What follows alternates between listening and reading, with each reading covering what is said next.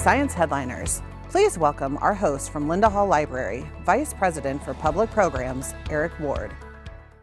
Nicole Stott is an astronaut, aquanaut, artist, and author. Her latest book is Back to Earth: What Life in Space Taught Me About Our Home Planet and Our Mission to Protect It. Nicole, thank you so much for taking the time to join me today. My pleasure. Thank you so much for including me. An inspiration for your book was what you describe as an Earthrise moment that happened during your first spaceflight in 2009. What was that moment? Well, I think, first of all, I'll just say, Earthrise moment to me means something that really kind of powerfully impacts you in a way that you hadn't expected, kind of life-changing, and then puts you on this path to wanting to take action as a result of it. And I would say the first of those for me during that space flight was that floating up and that first view through the window of Earth as a planet, as our home beneath us, just glowing in all of its colorful, iridescent, translucent way. And, just reminding us that we live on and share this planetary home. And I'll tell you, it happened every single time I looked out the window. I love the phrase you wrote about in your book, going to space brought me back to Earth. I thought that was a great way to describe that, that connectedness that you experienced.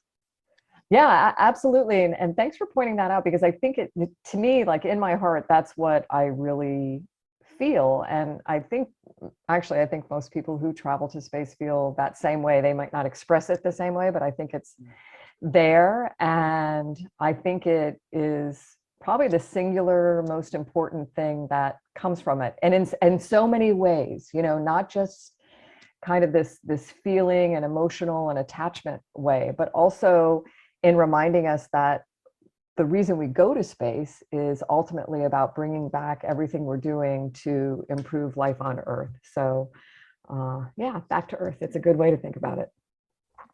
Can anyone have an Earthrise moment? Do you have to go to space to experience that?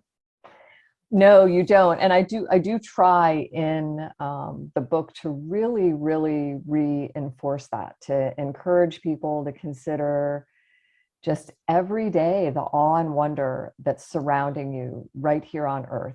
That, these simple things of we live on a planet, we're all Earthlings, only border that matters is that thin blue line of atmosphere. And I think when you kind of stand on the planet, stand on Earth as our home, and think about those things in a way that that reflects on the awe and wonder around you every day, no, you do not have to go to space to feel this. We're all, and you write about this, we're all astronauts on a spaceship Earth, right?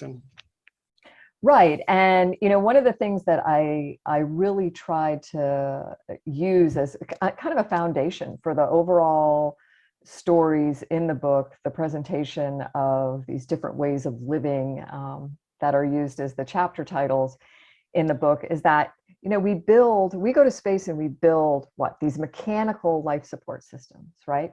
So that as humans, we can live and work there. And we do that in a way that we try to mimic as best we can what Earth as a planet does for us. And I think it's just the best example in the ways we live and work there, and the way we've developed those systems, in the way that every day as a crew, we have to be aware of how much CO2 is in our atmosphere, how much clean drinking water we have, integrity of our thin metal hull, health and well-being of our crewmates. Absolutely, to me, the best example for how we should be behaving like crewmates down here on Spaceship Earth.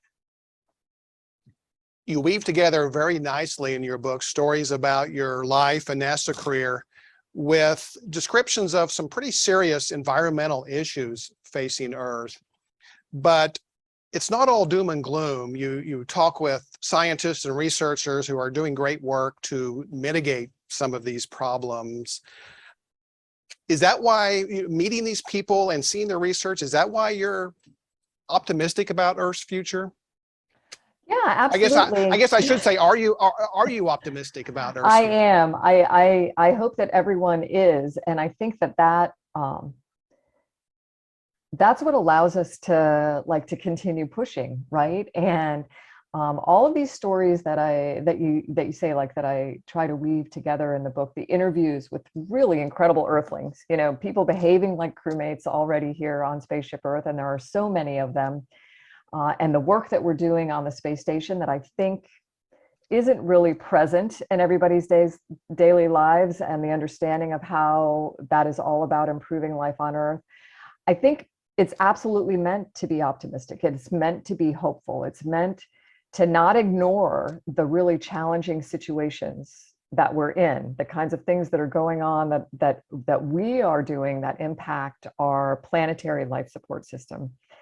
It's meant to lift us up and acknowledge the kind of things that are going on, and the kinds of things that we can do ourselves, and just to know that there are ways to solve these problems. We just have to choose to take that action and do it. What is an aquanaut? An aquanaut, oh my gosh, it was one of the greatest experiences of my life as well. I bet. I'll tell you, an aquanaut is a person who spends an extended period of time living underwater and in saturation. So where your body is saturated with nitrogen, you can't just swim safely to the surface. You have to do special things to be able to come back up to the surface. And I had the chance to spend 18 days living underwater on the Aquarius undersea habitat in preparation for going to space. And there is no better analog to spaceflight than the inner space of our planet to prepare you for the outer space of a mission on a space station. Yeah, that had to be an incredible experience. Oh my gosh. Along with flying in space. I'm Yes. very jealous about that. But in addition to your astronaut and aquanaut career, you're also an artist, and you're a founding director of the Space for Art Foundation. What is that foundation's mission? Our mission is, and this is the way we like to say it, is that we are uniting a planetary community of children through the awe and wonder of space exploration and the healing power of art. And the simplest way to think about that, I think, is as like projects where we're really working on space-themed art therapy. And I'll tell you, I don't think there's any better inspiration than space and allowing kids to be creative and to explore their own thoughts about their future in a way that's really unique and beautiful. And we work with children all over the world. Our last project, usually some of these art spacesuits included artwork from at least one child in every country on the planet. And the art spacesuit was built as an ambassador for Spaceship Earth, reminding us of this connection between personal and planetary health.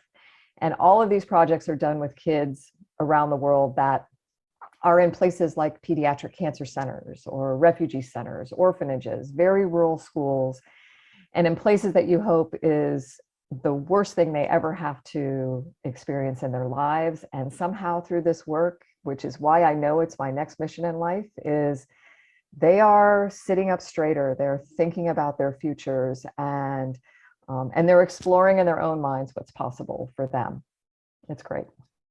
I love the story, as a very inspirational story about the little girl you met who was undergoing cancer treatments, and she was full of, in a sense, full of optimism too. Like she compared her cancer treatments to being an astronaut in space, and that had to be a very touching moment. That was the moment. That was the moment for me in so many ways, that it just kind of brought it all together. This use of art to share the spaceflight experience, bringing these kids together in these circumstances and allowing them to think, kind of transcend that experience they were having at that time.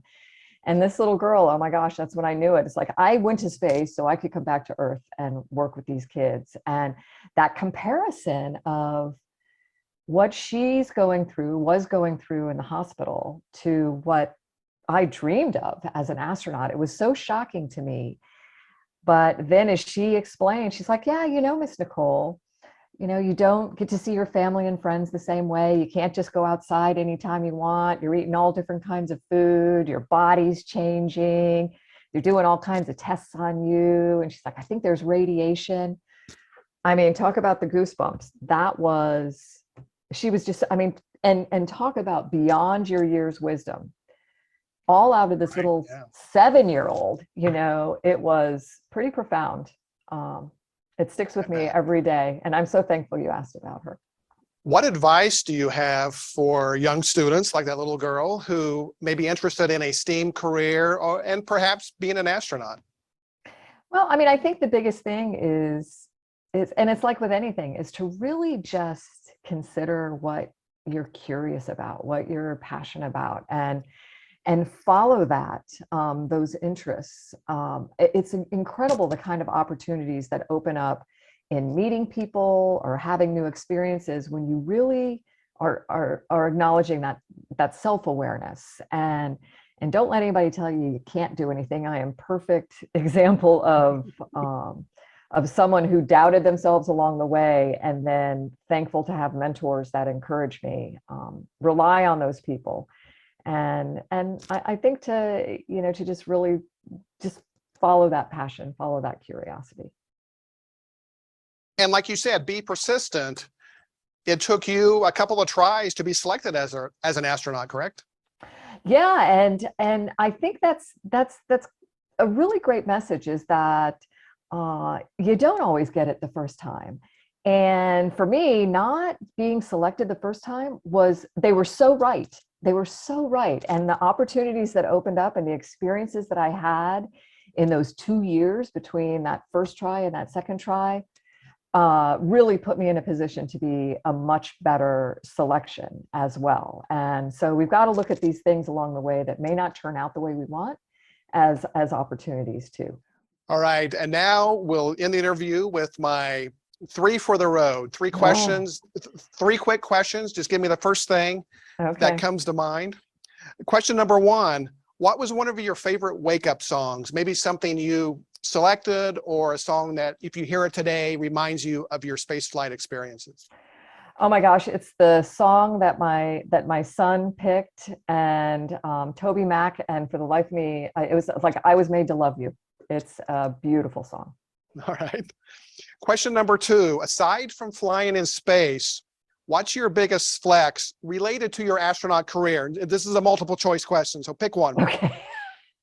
Having a painting on display at the National Air and Space Museum, meeting with the president in the Oval Office at the White House, or starring in a Super Bowl commercial? Wow, I would have to say the painting, because I think that beyond it being displayed there, it really speaks to my mission in life now and where it all has come to. And you painted that in space. Up in space, in the space station, correct? Yeah, that was talk about putting the human in human space flight. I think that's the kinds of things that we just tend to do, take our humanity with us no matter where we go. All right, sticking with the artist theme, besides yourself, who would you rank as the best astronaut artist of all time? Alan Bean, without a doubt. The Apollo 12 astronaut. Apollo 12 astronaut. Skylab. Yeah. Oh my gosh, my hero of space and art. Wonderful friend and mentor. Really miss him. Well, Nicole, thank you so much for taking the time to talk with me today. I enjoyed our conversation, and I loved reading your book, Back to Earth. Highly recommend it to anyone interested in space, the environment, or just having a good read. And thanks for having me. And as a reminder, don't forget to be a crewmate, not a passenger here on Spaceship Earth. That's great advice. Thank you. Science Headliners has been made possible by the generous donations you make to the Linda Hall Library.